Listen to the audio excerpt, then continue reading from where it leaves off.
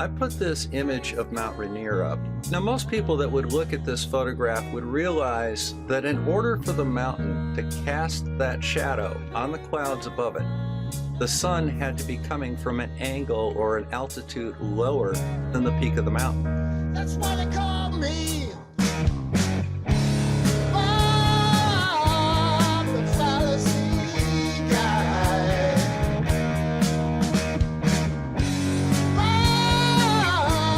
The fallacy guy. Till the day I die. Bob Fallacy guy. Okay, now that's pretty funny, right? But let me get serious for a minute. Logical fallacies are not funny. They mislead people. You jump to conclusions. And this is why, and a guy who calls himself Bob the Science Guy isn't rigorously checking out these phenomenon. He's just naming it and declaring it from a very limited understanding, a very limited point of view. Okay, before I go into more of the visuals of this, let me just show you from that little 17 seconds he spoke about the Mount Rainier and its shadow. He committed a few fallacies right there, a few logical fallacies. So let me dig into those. So I'm going to play a little bit of his speaking, and I'm going to interject and show you more of his fallacies. And that's why they call him Bob the Fallacy Guy. Now, most people that would look at this photograph, No, Bob the Science Guy. Real scientists don't take a poll to determine what the cause is of an effect. That's an appeal to consensus fallacy, and it's pseudoscience.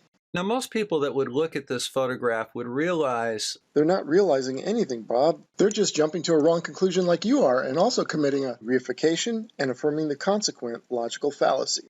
that in order for the mountain to cast that shadow on the clouds above it, And then you claim it's casting a shadow on the underside of the clouds, when in fact it looks to me like you see the shadow on the mountain. That's not on the clouds, the narrow part, and then as it spreads out, I don't know that that's on the clouds, but it doesn't matter, even if it is. The point is that the apparent height of the sun is lower than the apparent top of the mountain and will cast a shadow upwards from your perspective or your point of view.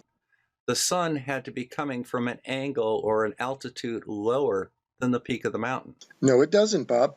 The actual location of the sun does not need to be lower to cast that shadow. The apparent position can be lower and cast that shadow from your perspective. Okay, see that light at the end of the road? That's a street light. That street light is about 30 to 40 feet high. This sign is, let's say, 12 feet high.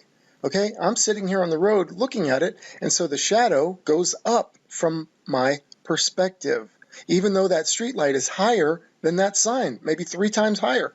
Because you believe in a spinning ball earth, you're saying that the sun is actually lower and shining up. But you know, Bob, again, that's fallacious reasoning, because the sun on a flat earth will rise and set due to perspective. Okay, now, look at the light poles going off into the distance.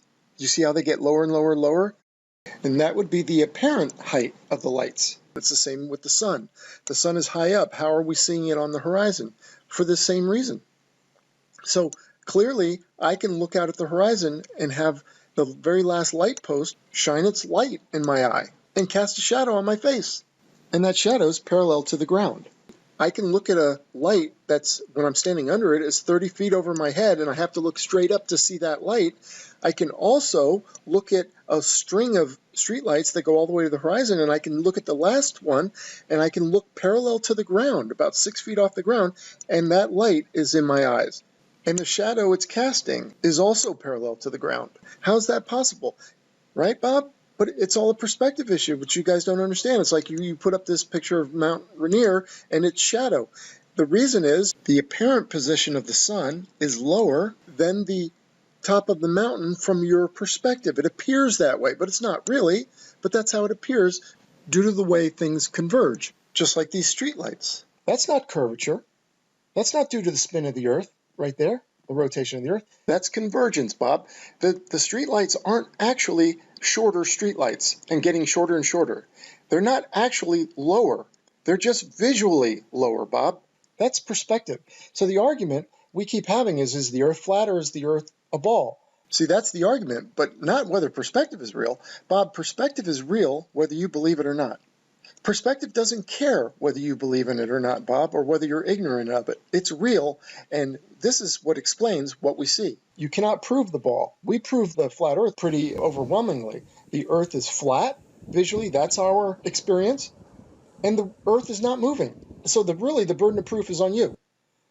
But you guys aren't honest enough to admit that. But the burden of proof is on you. You guys cannot prove a spinning ball, and all of the observations we see show that we're on a flat, immovable, or motionless Earth. Okay, so as these light posts go down, you're not going to call that curvature, right? You're going to call that's definitely perspective. And when I put the perspective lines in, you can see that. See, it's the ball and the flat Earth that we're arguing over, but there's no argument about perspective and perspective convergence. Things will go down the further they are from you, and they will rise the closer they are. Okay, let's go back to the streetlights. So I got rid of all those light poles. Now I just isolated the last one. And let's say that's bright enough to shine all the way over here to cast shadow. It'll cast a shadow in my eyes parallel to the ground. And from my perspective, being that the light is lower than this sign, it will cast a shadow upward, Bob. Now, is that street light actually lower than that sign? No, it's actually taller, but its apparent size at that distance is smaller and is casting the shadow upward. And that looks just like your Mt Rainier photo, which you declare is the actual position of the sun, instead of admitting that it could be the apparent position of the sun on a flat plane. See, look, where you're sitting, Bob, the convergence lines would look like this. This is how they would be for you. Does that look familiar? Does that fit what you're looking at? Yeah, it does. You notice that? See the shadow? See the shadow is narrow over here, and then it's wide. That's perspective. So not only is it wider, but it's taller. It's going up. And it appears to be going up, Bob, because the mountain is further away from you than the shadow you're looking at. And the apparent position of the sun is further away from you than the mountain. So the mountain, like the sun, follows the convergence lines down, and it gets lower and gets smaller. Angular resolution, Bob. Okay, now, before I go on, I know somebody's going to say, oh, then, well, if the mountain shrinks and gets smaller and everything gets smaller, why doesn't the sun get smaller? It should get smaller on a flat Earth. Well, actually, it does get a little smaller. According to all the filtered time-lapse footage I've seen, the sun changes a little from noon. Like here, this is, you have high noon and about 3 p.m., and you can see it's getting a little bit smaller. And then at sunset, it's even smaller. So it's squashed a little bit on the vertical axis, and you can see that then the overall circumference is smaller. And by the way, these pictures are from a Wolfie video. So we can see the sun does shrink a little bit, but why doesn't it shrink a lot, like a train going down the tracks away from you or a car driving away from you? Well, the reason is it's not on your eye line, right? It's moving, the sun is high up and moving parallel to the ground, which essentially makes it move perpendicular to you, right? So that makes all the difference. So here I did a demonstration with some wiffle balls, and I show that I think they're 6 or 7 feet apart, and they're the same size, but when the camera looks at it on the eye line, on its eye line, they look, the far one looks way smaller. But when I raise the camera up, right, it's kind of like if the two balls were in the sky moving overhead, then they look about the same size because now they're parallel to the ground or parallel from where the camera is, and they're moving essentially perpendicular to the camera. Okay, I have another couple views that are pretty cool. Let's see what it would look like at the exact time this photo was taken. Let's see what it would look like from on top of the Mt Rainier. And let's see what it would look like right here where we took the photo, but let's go up as high as the top of Mt Rainier. And let's see these two perspectives and see how they look. From the camera's point of view, the sun is lower than the mountain because the sun is maybe just above the horizon. So the horizon would be level with the eyes of the camera. But Bob, if you went up onto the mountain top, where would the horizon be? It would be up to your eye levels on the mountaintop. Eye level. Where would the sun be? It would be above the horizon, right? Right there at sunset. The shadow would be cast straight to downward from your perspective on the mountain. So this is all a perspective issue. So you just jumped to a conclusion and you've misled a lot of people who are watching watched your video and have watched you espouse this as some type of proof, where it's not proof, Bob. it's a logical fallacy. There are other causes, other explanations, right?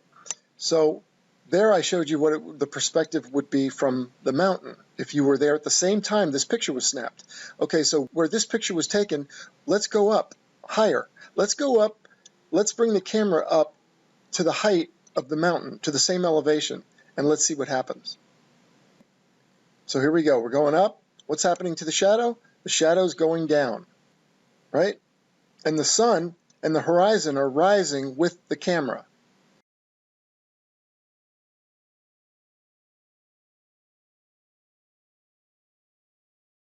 So in conclusion, Bob, you wouldn't look at these pictures of the lamps going down and you wouldn't call that curvature, would you? Of course not. But when it comes to the sun, you are reifying your spinning ball and saying that that is curvature. But like I said, all the evidence is with us. The Earth is observably flat and observably motionless. And you just got a p-brane perspective lesson, Bob. But you know what? I know you're still not going to get it. And that's what's amazing with you guys. Okay, thank you everybody who's bought a shirt. And someone out there bought multiple shirts. You know who you are. Thank you so much. And if there's a style and color that I don't have, let me know and I'll make it for you. Let me know in the comments. All right. Thanks for tuning in. You can see my t-shirt. It's awesome. I've got some new prints. Go to, there's a link in the description. Go to my online store and check out these new super cool t-shirts. All right. Thanks so much. Talk to you later. Bye. Here comes my dance. That's why they call me